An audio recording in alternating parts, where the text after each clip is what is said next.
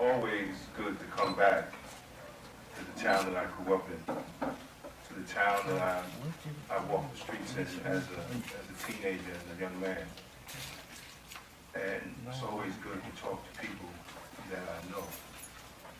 When we're discussing police accountability and we're discussing law enforcement, it's personal to me. It's personal to me because as a black law enforcement officer, we only 3 degrees separation from the victims. Either we know the victim, we know somebody that knows the victim, or the victim is a family member. All the cases that you hear, especially in Westchester, I've been connected to those cases. Not that I am what they might call an ambulance chaser, but I've known these people throughout my life. Detective Christopher Ridley, me and his father were very good friends. Kenneth Kaseyadu, Sergeant Kenneth Kaseyadu, who was assaulted in Yonkers, which made the news. A friend of his was a close friend of mine. Dan Roy Henry, the student. Another friend was a friend of one of the students' parents. Kenneth Chamberlain Sr., me and his son, Kenneth Chamberlain, grew up together. And the list goes on and on. It is something that we have to, as a people, address. And it's not just on the police departments. It's on the community. See, we must understand that a police officer, a law enforcement officer in your community works for you. Everything that they get comes from your tax dollars. Their salaries, many times their uniforms, their equipment, the cars they drive, their training, comes from your tax dollars. So why shouldn't you as a community have a say in how your community is policed? Why shouldn't you as a community have a say that they hire young people like these young people here from your community to protect the community? We don't see that. We don't see that. And if we do not pay attention to what's going on in our law enforcement departments in Westchester County, in the next 30 years, you will hardly see a black cop on the street. The numbers are decreasing. In 1992, the Department of Correction employed more black men than any other civil service department in Westchester County and any other business. So literally, according to the African American Advisory Board to County Executive Andrew O'Rourke, the black middle class family outside of GM in Westchester was supported by the Department of Correction. And we know what happened to GM. And now, those numbers are decreasing in the Department of Corrections. We have one black commissioner in Westchester County, and he's in Mount Vernon. We have Wanda Smithson, who is the highest ranking black female. She's Deputy Commissioner of the Department of Correction. But we will never know it. We will never know it. So it's not just a responsibility on the community, it's a responsibility on black law enforcement. And one of the problems is that we have failed to come together. Because a lot of black law enforcement feel that they don't have the support of the community. But part of that is their training, because they have been institutionalized into an institution that is taught to them that it's us against them. You don't see protect and serve on the side of police cars anymore. It used to be that way. You see police officers in army fatigues. They used to wear shirts and ties and nice shiny shoes. But those days are over after 9/11. And because we go through our daily business, we all have issues that we must address personally, we fail to realize that law enforcement has changed from protecting and serving to an occupying army. when they kick down a door and shoot a man with COPD that's an occupying force. We just watched on the news in Czechia where they took the president out of his seat and they put on the news where the police officers were beating people, but they don't address that in America. So we have to pay attention, because what is going on over there will come off over here. I've been in law enforcement, this is my 24th year. I've been blessed to travel the world. And trust me, protect and serve is gone. But how do we fix that? Well, first of all, we fix that by we must have communication with all black law enforcement officers first, because they're inside the belly of the beast. We have to change the culture and thinking of our black law enforcement officers.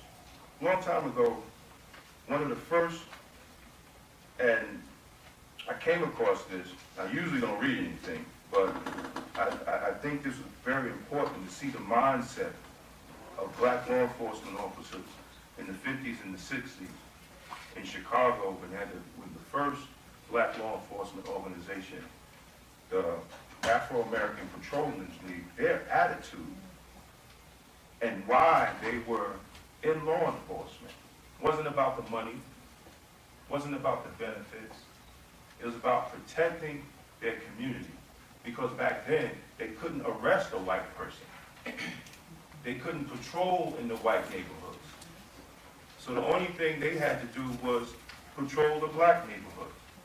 So they didn't patrol the black neighborhoods out of hate.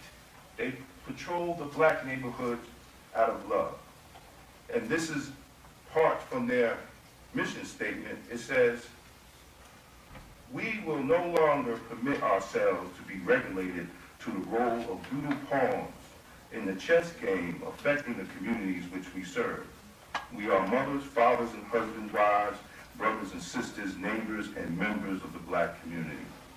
Donning the blue uniform has not changed that.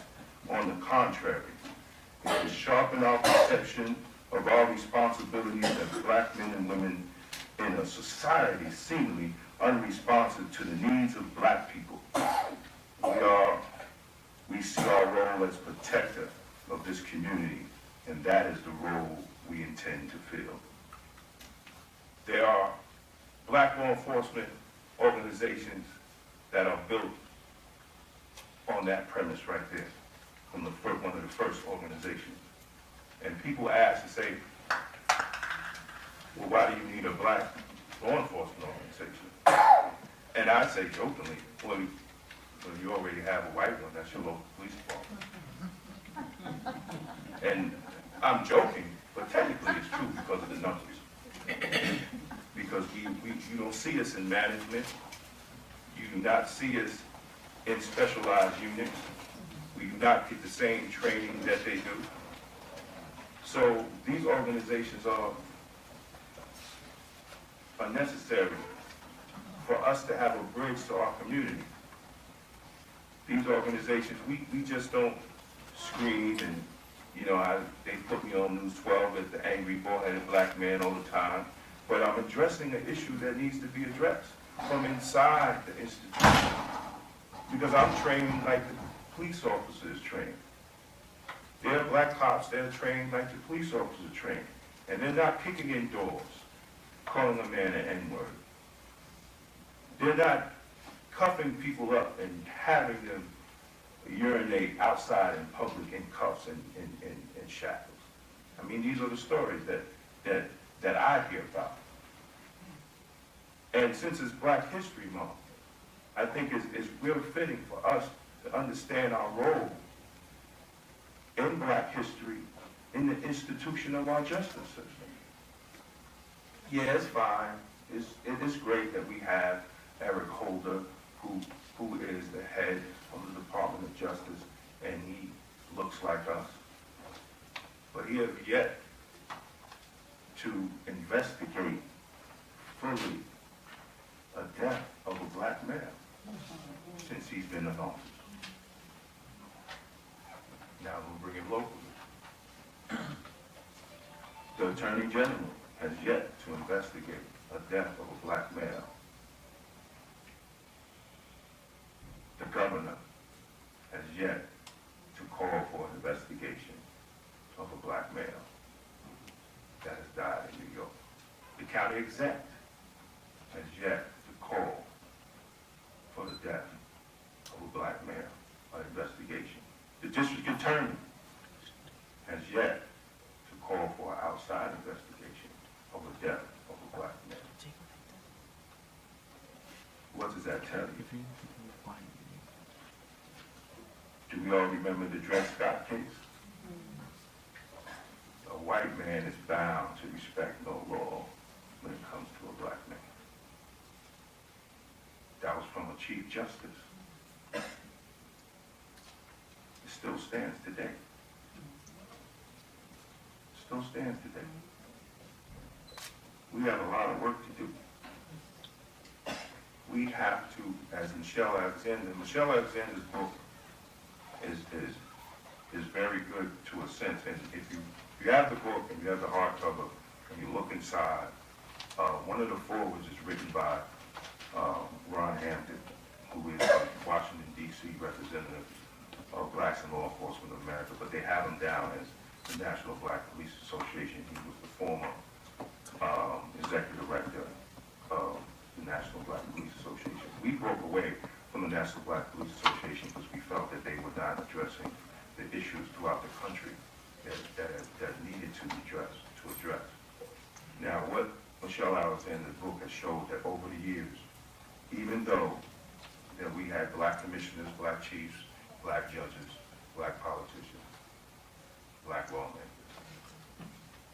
30-year span, laws were still being passed in the justice system that adversely affect the black community.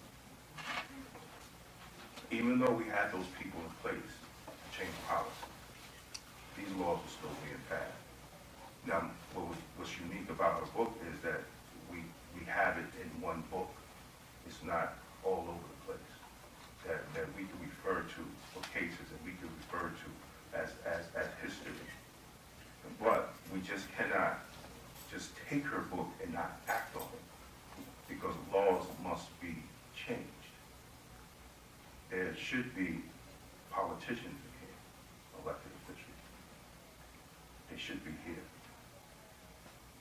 Now, a lot of people want to talk about New York City, and they say, oh, well, they passed the oversight of New York City. They're going to have an inspector general, and they passed all these rules. Well, let me tell you something. That didn't come about until City Council, Jamali Williams, got behind what by a cop. We were sitting with Jamali Williams for 2 years with this issue. It didn't get pushed till 2 years ago at the Caribbean Day Parade, when he tried to get in, and they wouldn't let him into an area, and the cops whipped his butt. You could pull it up on YouTube, it's right there. Now, all of a sudden, because it came in his backyard, it happened to him personally, the bill gets passed. And I tell them all, we should not wait till it happens to elected officials personally, because they don't see those cops that do it. There's a lot of good cops out there. Let's not put them all in the same barrel here. There's a lot of good cops out there. There's a lot of good correctional officers. There's a lot of good police officers, sheriff's officers, road, probation. There's a lot of good ones out there. But the problem is we do not hold accountable the bad ones. And that makes it hard. And then when the good ones want to step up and speak on it, they go after them. They blackball them. They try to end their career. Christopher Dona was law enforcement's worst nightmare because he popped. We're not condoning what he did and going out and killing people. But you could find a black cop that was Christopher Dona in every police department. who saw something and said something and became a victim from his own department. They said, this one here popped. And that's why they didn't want to talk about what he wrote in his manifesto. And he did not just blame the police department, he blamed black police organizations.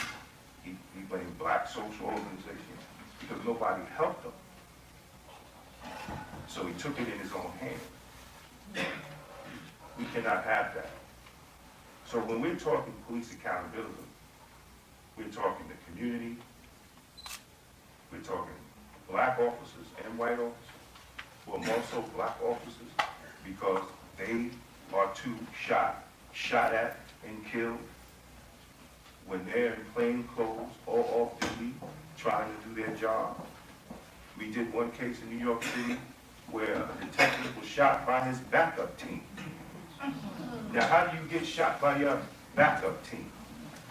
And then they settled with the drug dealer before they settled with the police officer. Because the cop shot the other cop, and then the only witness was the drug dealer sitting on the floor, so the cop shot and killed him. But they settled with the family of the drug dealer before they settled with the cop. This is the things that we go through as black law enforcement, dealing in. And we deal with the racism in the street, and we deal with the racism in the department. And for those who would like to tell you that there's no racism in law enforcement, they're lying to you. They will be lying in your face. So this is Black History Month, and we're talking police accountability. So what can we do? We have to hold our elected officials accountable. Why? Because they make the policy. They hire the police brass and the management. They hire the police commissioner, they hire the chief, they are over the promotions. We should be outraged that there's only one black commissioner in the entire county. That's right. We should be outraged that Westchester County Police have no blacks in management positions. Mount Vernon, a city that's over 80% black. Out of 280 officers, they only have about 60 black. Yonkers, they're less than 4% black out of 400 and something. So that's 10 black cops in a whole city. How many chiefs? None. Repeat that. Zero. Zero Zero. what? I don't No. think they heard her question. Oh, zero chiefs. So when we have these issues of law enforcement accountability, nobody that looks like us is over the policy. Nobody that looks like us is over the policies. We can scream and holler, but until we start electing those people and putting pressure on elected officials, you know, we're all upset at stand your ground. But it's a law. The law was put into place by elected officials. The law's not going to change in Florida. It's not going to change. They can talk all they want on MSNBC. That law is not going to change. We have to change in for that law to change. We got to change first. It should have been 1 million people outside that courthouse. See, that's when they'll start changing, when they see people that's paying attention. Only thing I'm saying, I have 16 months to go, and I'm retired. And I see young black men and women coming into a job that they don't know the history. There are black cops that ride the street, don't know the jail is named after a black man. Nobody Jackson. There are black COs that don't even know that he's black.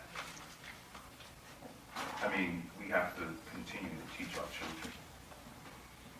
And we have to have our children to look at law enforcement as a career. I was at Pizza and Brewing. Young bartender was like, oh man, you know, I'm trying to get a job. You know, so my wife is detective in Mount Vernon. She said, why don't you take it? She said, oh, no, I'd rather bartend. You know, that's what our children do. And it's a good job, good benefits, make a lot of money. But our young children are not, they don't want to be in that profession anymore. Because we, as adults, are not pushing for the correct accountability and law enforcement that we need. Because if they don't take the test, they don't get hired. And that's why the numbers are slowing down. So we have a lot of work to do when we talk for Black History Month. We have to continue to make history to try to get people to come out. On that note, and I thank you, and y'all have a good night.